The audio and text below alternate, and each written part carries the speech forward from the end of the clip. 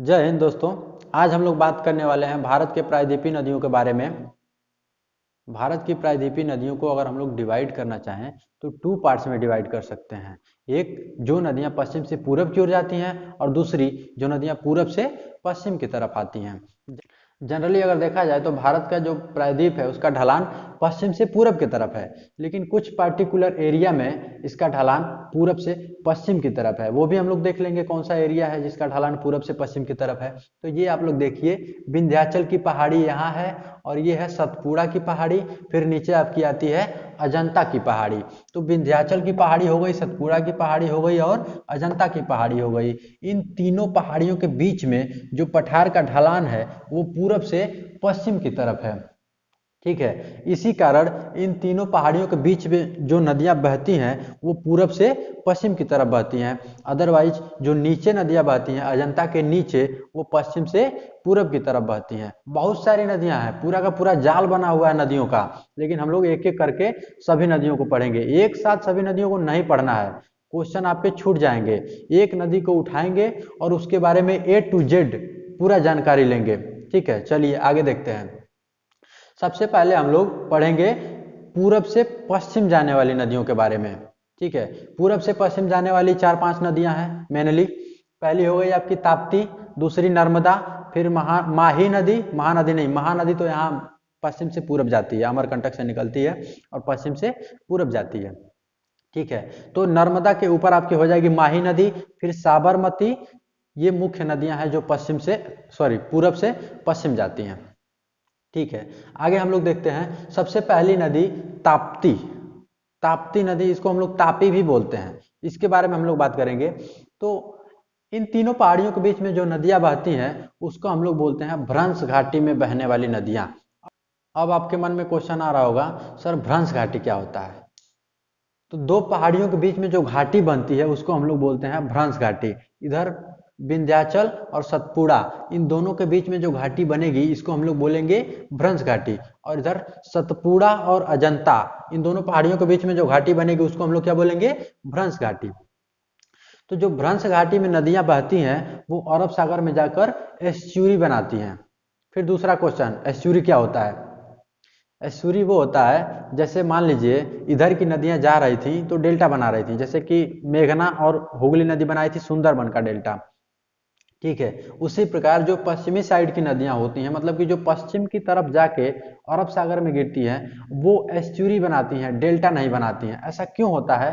क्यों पूरब से पश्चिम जाने वाली नदियां एस्चुरी बनाती हैं, डेल्टा नहीं बनाती हैं? ये सबसे बड़ा क्वेश्चन होता है स्टूडेंट्स के लिए।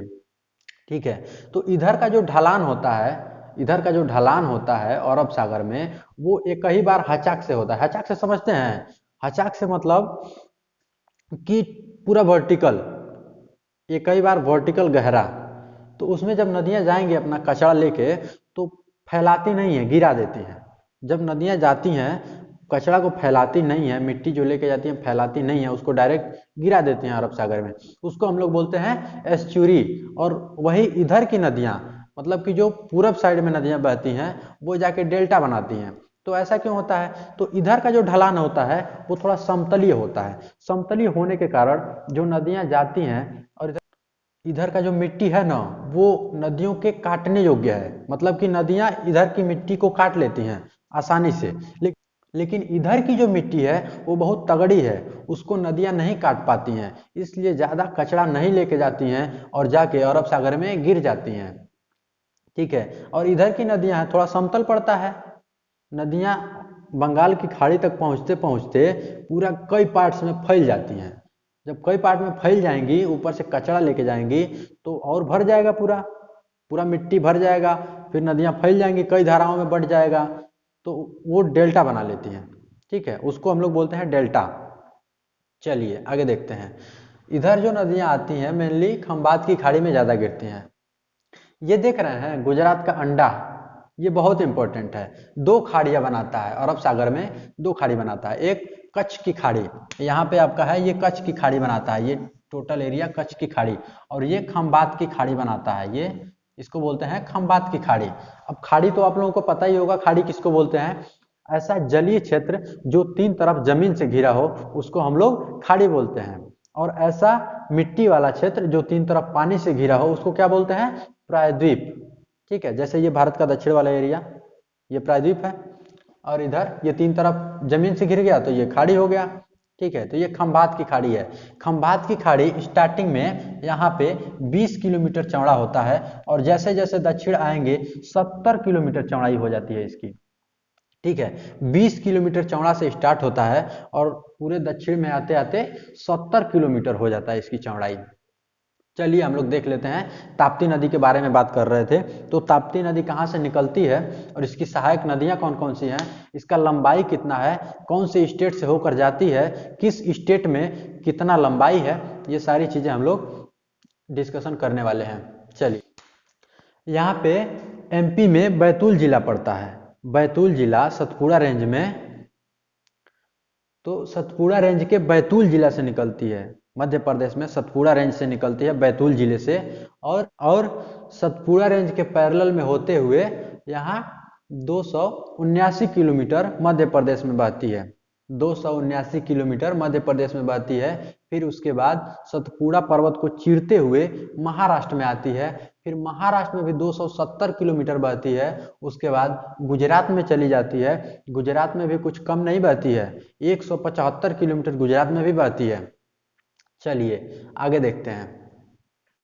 ताप्ती नदी की जो टोटल लंबाई है वो 724 किलोमीटर है, जिसमें से 279 किलोमीटर मध्य प्रदेश में और 270 किलोमीटर महाराष्ट्र में तथा 175 किलोमीटर गुजरात में बहती है। अब देख लेते हैं इसकी सहायक नदियां कौन कौन सी है, इस पे बांध कौन कौन सा बना हुआ है। ठीक है, तो इधर दो बांध है, एक तो चंदूरा बांध और दूसरा पारसडोह बांध। ये पारसडोह बांध आपका इंपॉर्टेंट है, ये क्वेश्चन में पूछ देता है। ठीक है, तो पारसडोह बांध किस नदी पे बना हुआ है? ताप्ती नदी पे। कहाँ पे? एमपी में। किस जिले में? बैतूल जिला में। ठीक है, आगे देखते हैं। उसके बाद से नदी आती है, सतपुड़ा रेंज को चीरते हुए महाराष्ट्र में घुस जाती है। ठीक, सहायक नदियां देख लेते हैं। तो राइट साइड की सहायक नदियां दो हैं, एक है अरुणवती और दूसरा है गोमई। अरुणवती और गोमई।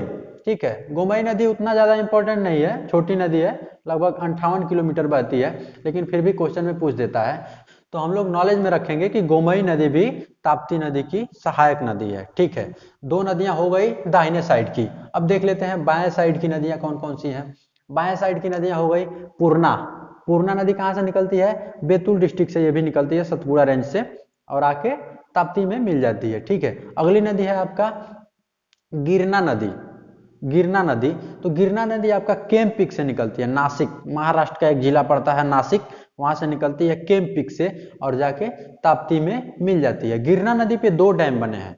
गिरना नदी पे दो डैम बने हैं, एक तो यहाँ ये देखिए, एक यहाँ डैम बना है और एक यहाँ डैम बना है।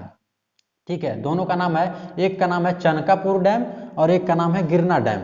ये जो पहले बांध बना है इसका नाम है चनकापुर डैम और दूसरे वाले का नाम है गिरना डैम। ठीक है, फिर अगली नदी आपकी आती है बोरी नदी। बोरी नदी कहाँ से निकलती है? तो मालगांव नासिक से, ये भी नासिक से निकलती है, मालगांव से, और जाके ताप्ती में मिल जाती है। ठीक है, अगली नदी है आपका पांजरा। पांजरा कहाँ से निकलती है? तो धुले डिस्ट्रिक्ट के सकरी नामक जगह से निकलती है और जाके ताप्ती में मिल जाती है। इस पर भी एक बांध बना है जिसका नाम है अकालपड़ा डैम। गजब नाम है ससुरा, अकालपड़ा डैम। चलिए आगे देखते हैं। अगली नदी है आपकी अमरावती। अमरावती आपकी अन्नामलाई हिल से निकलती है और जाके ताप्ती में मिल जाती है। ठीक है, ताप्ती नदी पे देख लेते हैं कौन कौन सा बांध बना हुआ है। ताप्ती नदी पे मेनली 3 बांध बने हुए हैं। जब सारी नदियां मिल जाती हैं उसके बाद उसके बाद 3 बांध ताप्ती नदी पे भी बने हुए हैं। पहला बांध है हटनूर बांध। ठीक है, पहला बांध है हटनूर बांध और दूसरा बांध है काकरापारा बांध और दूसरा बांध है काकरापारा बांध। ये दोनों के दोनों महाराष्ट्र में हैं। हटनूर और काकरापारा ये दोनों के दोनों महाराष्ट्र में हैं। उसके बाद से आपका एक डैम पड़ता है गुजरात में जिसका नाम है उकाई डैम। ये बहुत प्रसिद्ध डैम है, इसको आप लोग याद रखिएगा। उकाई डैम कहाँ पड़ता है? गुजरात में। ठीक है, उसके बाद से नदी आती है आपकी खंभात की खाड़ी में गिर जाती है। खंभात की खाड़ी की लंबाई चौड़ाई कितनी है? स्टार्टिंग में 20 किलोमीटर चौड़ा है और जैसे जैसे हम लोग दक्षिण दिशा में आते हैं लास्ट में 70 किलोमीटर इसकी चौड़ाई हो जाती है। ठीक है, तो उम्मीद करते हैं ताप्ती नदी आपको समझ में आया होगा। मिलते हैं अगले वीडियो में नर्मदा नदी के साथ।